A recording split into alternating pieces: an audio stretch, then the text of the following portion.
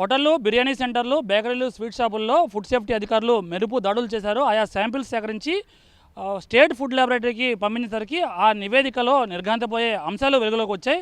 అయితే ఆ ఆహార పదార్థాలు ఎంతవరకు సేఫ్ అనే దానిపై మనతో మాట్లాడేందుకు ఏఎఫ్సి చక్రవర్తి మనతో పాటు ఉన్నారు. చెప్పండి సార్, వాస్తవానికి ఎన్ని శాంపిల్స్ మీరు పంపించారు, ఎన్ని నివేదికలు వచ్చాయి, దాంట్లో ఏముంది? మొత్తం 85 శాంపిల్స్ తీసామండి. ఆ 85 శాంపిల్స్లో మొత్తం 29 శాంపిల్స్ను ఆహారానికి మంచిగా కాదు వచ్చింది. అందులో 15 శాంపిల్స్ అన్సేఫ్ వచ్చినాయి. అన్సేఫ్ వచ్చిన శాంపిల్స్లో చికెన్ లాలీపప్పు, బిర్యానీ, ఆ తర్వాత ప్రాన్స్, ఫిష్, ఒకటి రెండు అని కాదండి, అన్ని రకాల నాన్ వెజ్ ఐటమ్స్లో మట్టికి అన్సేఫ్లనే వచ్చినాయి. మెయిన్గా ఒకటి మట్టికి గీ మట్టికి అన్సేఫ్ వచ్చినాయి. మిగతా మట్టికి హోటల్స్లో ఎక్కడైతే ప్రిపేర్ చేసే ఫుడ్ అంత మట్టికి ఆల్మోస్ట్ ఆల్ అన్నీ అన్సేఫ్ కింద వచ్చాయండి. ఈ అన్సేఫ్ రావడం వల్ల ఏంటంటే జీర్ణ వ్యవస్థ ఒకటి బాగా ఇదైపోద్దండి. ఇది ఎక్కువగా తింటే క్యాన్సర్ వచ్చే అవకాశాలు ఉన్నాయి. ఇంకా మిగతా జబ్బులు కూడా వచ్చే అవకాశాలు ఉన్నాయి. కనుక ఎప్పుడైతే కానీ అన్సేఫ్ ఫుడ్ దగ్గరికి మనం ఎప్పుడు వెళ్ళకూడదు. ఎటువంటి ఈ టేస్టింగ్ సాల్ట్ అలాంటి ఎక్కడైతే వాడుతున్నారో అట్లాంటి హోటల్స్కి మనం వెళ్ళి ఫుడ్ అనేది ఆర్డర్ ఇవ్వకూడదు అనేది చెప్తున్నాం. ఈ సబ్స్టాండర్డ్ సంబంధించి 14 రిపోర్ట్స్ వచ్చాయి మీకు. దాంట్లో ఎటువంటి అంశాలు ఉన్నాయి, ఏ ఆహార పదార్థాలు అవి? ఇందులోకి వచ్చేటప్పటికల్లా మామూలుగా లడ్డు, బాదం milk, curd milk, ice cream ఇవన్నీ వచ్చాయండి. ఈ కూడా ఏంటంటే అప్ టు ద స్టాండర్డ్స్ లేవని తప్ప మరి అంత హానికరమైనది ఏమీ కాదు. ఈ 15 వచ్చిన వాటి మీద మట్టికి క్రిమినల్ కేసులు అయితే బుక్ అవుతాయి. వాటికి కోర్టులో ఫైల్ చేస్తాము. ఒకవేళ అది ఆ క్రిమినల్ కేసులు కానీ కోర్టులో ప్రూవ్ అయితే 3 నెలల జైలు శిక్ష, 3 లక్షల దాకా ఫైన్ వరకు వేస్తాం కూడా అవుతుందండి. ఈ ఐస్ క్రీమ్ బాదం మిల్క్లో ఏంటి సార్ అది, దాంట్లో కావాల్సిన పోషక పదార్థాలు లేవా లేకపోతే కల్తీయా? అంటే ఐస్ క్రీము బాదం మిల్క్లో ఏంటంటే ఫ్యాట్ కంటెంటు అంటే up to the standards of FSSI ఇవ్వండి. ఇది అంటే ఫ్యాట్ కంటెంట్ బాగా లేదు. ఆ తర్వాత అందులో కూడా కలర్స్ వాడారు. మోతాదు మించి ఎక్కువ వాడటం వల్ల కూడా వచ్చినాయండి. వీళ్ళు 15 మంది మీద అన్సేఫ్ నివేదికలు వచ్చిన దాని మీద క్రిమినల్ కేసులు పెడతారు. మిగతా 14 మంది మీద ఎలా ఉంటుంది సార్ చర్యలు? అవన్నీ జేసీ గారి దగ్గర ఫైల్ చేస్తామండి. ఇది జాయింట్ కలెక్టర్ గారి దగ్గర ఫైల్ చేస్తాము. ఇది అప్ టు 5 lakhs దాకా ఇవ్వచ్చండి ఫైన్. అందువల్ల ఏంటంటే ఈ కూడా శిక్ష గట్టిగానే ఉంటుందండి. అందువల్ల ఇందులో ఎవరిని ఉపేక్షించేది లేదు, ఎవరిని వదిలేది లేదు. ఈ అయితే రైట్స్ అయితే ఇప్పుడు చేసేతో ఇక్కడతో ఆపేదేట్టు ఏముండదండి. ఇది కంటిన్యూస్గా ప్రతి 2 monthsకి 3 monthsకి స్పెషల్ రైట్స్ అన్నీ ఉంటాయి అని చెప్పేసి చెప్తున్నామండి. Chicken, mutton, prawns, fish non veg వంటకాల్లో అన్సేఫ్ అని తేలింది.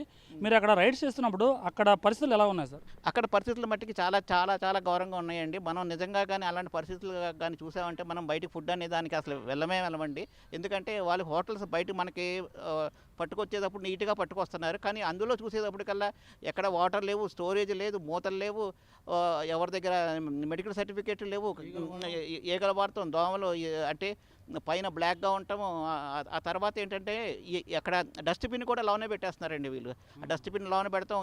ఇంకా ఈ కాకుండా ఎవరన్నా బిర్యానీ అలాంటివి వదిలేస్తే ఆ పీసెస్ ఏం చేస్తున్నారంటే మళ్ళీ లోన పెట్టేసేసి అయ్యే పీసెస్ వేడి చేసి ఇచ్చేస్తున్నారన్నమాట. బిర్యానీ కూడా లార్జ్ క్వాంటిటీ మిగిలితే కూడా అవి కూడా మరి ఫ్రిడ్జ్లో పెట్టేసి మళ్ళీ వేడి చేసేస్తున్నారు. ఒకసారి ఫుడ్ మిగిలిపోయిన చికెన్, మటన్ మళ్ళీ వేడి చేసి మళ్ళీ వడ్డిస్తున్నారు. మళ్ళీ వడ్డిస్తున్నారు. అంటే అవి మట్టికి అసలు చాలా అన్సేఫ్ అండి. అటు మట్టికి ఆహారానికి ఒక్కసారి మన ఫుడ్ వండుకున్న తర్వాత మన ఇంట్లోనే సరే అది వెజిటేరియన్ కానీ నాన్ వెజిటేరియన్ కానీ ఎటువంటి ఆహారం అయినా కానీ ఒకసారి కుక్ చేసిన మళ్ళీ రెండోసారి కుక్ చేసామంటే అది చాలా డిహైడ్రేషన్ మనకి చాలా హానికరమండి. ఇట్లాంటివి అయితే మేము చాలా చాలా చూసామండి. అంటే బయట కనిపిస్తున్నంత హోటల్లో, రెస్టారెంట్లో లోపల పరిస్థితి లేదు, కిచెన్లో అస్సలు లేదండి. అసలు కిచెన్ అనేది మట్టికి 90% ఆఫ్ ది కిచెన్లో మట్టికి ఎక్కడ అది లేదండి. మనకి ఏంటంటే వాడు లోపలికి తీసుకొచ్చేటప్పుడు కూడా ఒక ప్లేట్లో పెట్టుకుని నీట్గా అమర్చుకొచ్చుకొని డెకరేషన్ చేసి పట్టుకొస్తున్నాడు తప్ప లోపలికంటూ వెళ్ళామంటే మట్టికి అదొక ఇదిగా ఉంది. అది ఎంత తక్కువ చెప్తే అంత మంచిది అనిపిస్తుంది. ఎందుకంటే అంత భయంకరమైన సన్నివేశాలు మేము లోపల చూసాం కనుక చెప్తున్నామండి. మీరు చెప్పండి సార్, ఖచ్చితంగా చాలామంది హోటల్లో మెట్రో సిటీస్లో, వైజాగ్ లాంటి మెట్రో సిటీస్లో చాలామంది వీకెండ్ అయితే లేకపోతే ఇంట్లో చాలా వండుకోవడం చాలా తక్కువ పరిస్థితి, ఎందుకంటే బిజీ లైఫ్లో కూడా. అటువంటి వారికి మీరు ఎటువంటి సూచనలు ఇస్తారు? ప్రధానంగా ఈ సబ్స్టాండర్డ్ అన్సేఫ్ ఫుడ్ తయారు చేసిన వాళ్ళకి ఎటువంటి హెచ్చరికలు ఇస్తారు మీరు? ఈ సబ్స్టాండ్ అన్సేఫ్ ఫుడ్ చేసే వాళ్ళకి మటుకు ఎవరిని ఉపేక్షించేది లేదండి. వాళ్ళ మీద కేసులు అయితే నిరంతరం ఉంటాయి.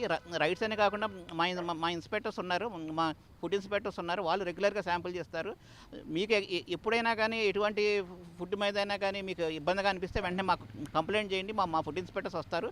రైడ్స్ కూడా ఇలాగే నిరంతరం ఉంటాయండి, ఎప్పుడు ఇబ్బంది లేకుండా ఉంటాయండి రైడ్స్ అనేది. ఎప్పుడు ఎప్పుడు రైడ్స్ అనేవి మటుకు ఎప్పుడు ఇబ్బంది లేకుండా ఎప్పుడు ఉంటానే ఉంటాయండి. ఇది మనతో పాటు మాట్లాడేందుకు ఫుడ్ సేఫ్టీ ఆఫీసర్ అప్పారావు ఉన్నారు. సార్, మీరు స్వయంగా ఆ తనిఖీల్లో పార్టిసిపేట్ చేశారు, 2 రోజులు మెడుపుదాలు చేశారు, ఈరోజు నివేదికలు వచ్చాయి. అయితే ఆ నివేదికల్లో అన్సేఫ్ అనడానికి కారణం ఏంటి, సబ్స్టాండ్ అనడానికి కారణం ఏంటి, ఏ ఆహార పదార్థాలు అవి? ఇప్పుడు అన్సేఫ్ 15 రిపోర్ట్స్ వచ్చినాయండి. 15 ఏంటంటే అన్సేఫ్, తినడానికి వినియోగం కాదు. తింటే ఏంటంటే మనిషికి పూర్తి స్థాయిలో అనారోగ్య పాలైపోతాడు. ఎందుకంటే మొత్తం బాడీ మీద కానీ హ్యూమన్ దీని మీద కానీ ఎఫెక్ట్ ఫుల్గా ఉంటుంది.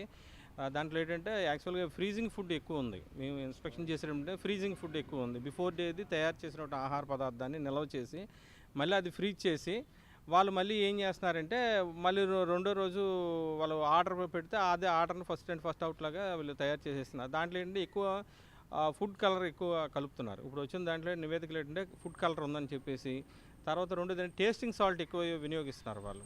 రెండోది హైజిన్ తాలూకా సరిగా లేవు, హైజిన్ కానీ శానిటరీ ప్రాక్టీసెస్ కానీ సరిగా లేవు. అవన్నీ చూసి మేము దాని మీద కేసులు రిజిస్టర్ చేయడం జరిగింది. రెండోది ఏంటంటే సబ్స్టాండర్డ్ అని వచ్చినాయి, ఒక 14 కేసులు వచ్చినాయి. ఆ 14 కేసులు అంటే క్వాలిటీకి సంబంధించినట్టు 100% ఉండవలసిన క్వాలిటీ ఏదైనా సరే ఒక ఫుడ్లోనూ ఇంత మాకు ఎఫ్ఎస్ఎస్ స్టాండర్డ్స్ ప్రకారం ప్రతి దానికి కూడా స్టాండర్డ్స్ ఉన్నాయి. ప్రతి ఆహార పదార్థానికి దానికి కొన్ని నియమ నిబంధనలు ఉన్నాయి.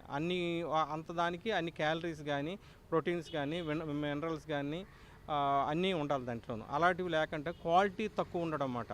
దాంట్లో ఫుడ్ కలర్ యాడ్ చేయడం కానీ. రెండోది స్వీట్స్లో 100 ppm వరకు అలౌడ్ అండి. కలరు 100 ppm వరకు అలౌడ్ ఫుడ్ కలర్స్లోను. రిమైనింగ్ ఏంటంటే క్వాలిటీ లేకపోవడం అంటే దానివల్ల పోషక విలువలు లేకపోవడం. మనిషి అంటే మనం కొనుక్కున్నాం అనుకోండి, ఆహారం తినడం వల్ల మీకు వినియోగదారుడికి సరైనటువంటి పోషక విలువలు లేకపోవడం వల్ల హోటల్లో ఎటువంటి ఆహార పదార్థాలు అన్సేఫ్, అలాగే బేకరీ స్వీట్ షాపుల్లో ఏటి సబ్స్టాండర్డ్ పదార్థాలు? హోటల్స్, రెస్టారెంట్లు, దాబాలు ఇవన్నిట్లో ఏంటంటే ఈ ప్రిపేర్ ఫుడ్ అండి. నాన్ వెజ్తో ఏదైతే తయారు చేస్తారో, non veg chicken, mutton, fish, తర్వాత నూడిల్స్ అని ఇవన్నీ ఉన్నాయి కదా, వాటితో సూప్ కానీ ఏవైతే స్టార్టర్స్ అని ఇవన్నీ ఉన్నాయి, అవన్నీ కూడా నాన్ వెజ్ కింద వస్తాయి. సో అవన్నీ కూడా మీరు తినే ముందు చాలా జాగ్రత్తగా, వాడు వేడివేడి తెచ్చి పెడతాడు కానీ మీరు ఒకసారి చూసుకొని, వినియోగదారు డబ్బులు ఇచ్చి వెచ్చించుతున్నాం కాబట్టి మనం ఖచ్చితంగా మీరు వెచ్చించినటువంటి అమౌంట్కి ఖచ్చితంగా విలువైనటువంటి వస్తువు వస్తుందా లేదా చూసి మీరు దాన్ని సరైన. బేకరీలు, స్వీట్ షాపుల్లో ఎటువంటి ఆహార పదార్థాలు సబ్స్టాండర్డ్ ఉన్నాయి? స్వీట్స్ వాటిలో ఏంటంటే లడ్డు ఒకటి, తర్వాత బాదం మిల్క్, ఐస్ క్రీమ్ ఒకటి, ఇవన్నీ కూడా కొన్ని సబ్స్టాండర్డ్ రావడం ఉంది. అంటే వాళ్ళకు సరైనటువంటి మోతాదులో పోషక విలువలు లేనటువంటివి అవి అమ్ముతడం జరుగుతుంది. సో వాటి మీద కూడా కేసులు రిజిస్టర్ చేసామండి. ఒక స్వీట్ షాప్లో జీడిపప్పు కూడా పురుగులు పట్టినట్టు కనిపించింది, దాని మీద ఏదైనా రిపోర్ట్ వచ్చిందా సార్? అది కూడా అన్సేఫ్ వచ్చింది. అది జీడిపోట అంటే ఏం లేదు, వాళ్ళు దేనికి వాడతారంటే చీప్ క్వాలిటీ అన్నమాట. అది వాడేది ఏంటంటే యాక్చువల్గా ఏంటంటే జీడిపప్పు క్యాజు కొనాలి, కానీ అంటే లాస్ట్ గ్రేడ్ ఇంకా పనికి రాదు అనేటువంటి దాన్ని ఏంటంటే తక్కువ రేటు దొరుకుతుంది మార్కెట్లో. దాన్ని ఏం చేస్తారంటే మిక్సీ కొట్టేసి వీళ్ళు దీనికి గ్రేవీస్కి కానీ, తర్వాత వేరే దీనికి ఫ్రామ్స్ కేక్ కానీ వాటికి కానీ స్వీట్స్ కేకుల్లో నాసి రకం జీడిపప్పును వాడుతున్నారు. కన్ఫర్మ్, అది రిపోర్ట్లో అదే వెల్లడైంది. జనాలకు ఏం చెప్తారు సార్ మీరు? దాంతోపాటు ఈ ఎవరైతే నిర్వాహకులు ఉంటారో, ఇప్పుడు వచ్చిన నివేదికలు వచ్చిన వాళ్ళ బాధ్యులకి ఏమంటారు? బాధ్యులకి మేము అందరం కూడా ఇప్పుడు ప్రాసిక్యూషన్ చేయడం జరుగుతుంది. మొత్తం క్రిమినల్ కేసులు యాజ్ పర్ ది రిపోర్ట్ ప్రకారం క్రిమినల్ కేసులు సబ్స్టాండర్డ్ పెట్టడం జరుగుతుంది. వాళ్ళకి మటుకు ఇదే కంటిన్యూ అవుతే మటుకు మేము లైసెన్సులు క్యాన్సిల్ చేసి సీజ్ చేస్తామండి. అది కమిషనర్ గారు పర్మిషన్ తీసుకొని లైసెన్సులు, ఎఫ్ఎస్ఎస్ లైసెన్సులు అయితే మేము క్యాన్సిల్ చేసి కమిషనర్ పర్మిషన్ తీసుకొని క్లోజర్కి వెళ్తామండి. సో ఇది ప్రధానంగా అన్సేఫ్గా దాదాపుగా నాన్ వెజ్ వంటకాలే ఎక్కువగా వచ్చినట్టు అధికారులు చెప్తున్నారు. ఎవరైనా సరే బయటకు వెళ్ళి హోటళ్ళు, రెస్టారెంట్లలో నాన్ వెజ్ వంటకాలు ఆర్డర్ చేసే ముందు కాస్త ఆలోచించి ముందుకెళ్తే మంచిదని సూచిస్తున్నారు. దీంతోపాటు ఈ బాదం మిల్క్, ఐస్ క్రీమ్తో పాటు కేకులు కూడా కొన్నిట్లో సబ్స్టాండర్డ్ అంటే నాణ్యత ప్రమాణాలు పాటించకుండా తక్కువ స్థాయిలో నాణ్యత ప్రమాణాలు ఉన్నట్టు కూడా అధికారులు అలాగే ల్యాబ్ రిపోర్ట్లో తేలింది. మొత్తం మీద ఈ మొత్తం వ్యవహారంపై అధికారులు చాలా సీరియస్గానే ఉన్నారు. ఇది కేవలం ఆరంభం మాత్రమే, ఇంకా మరిన్ని తనిఖీలు చేస్తాం. ఎవరైతే ఉల్లంఘనలు చేస్తారో పదే చేసిన వారికి లైసెన్స్ కూడా క్యాన్సిల్ చేస్తామని అధికారులు హెచ్చరిస్తున్నారు. కెమెరా పర్సన్ బాబుతో కాజా TV9 విశాఖపట్నం.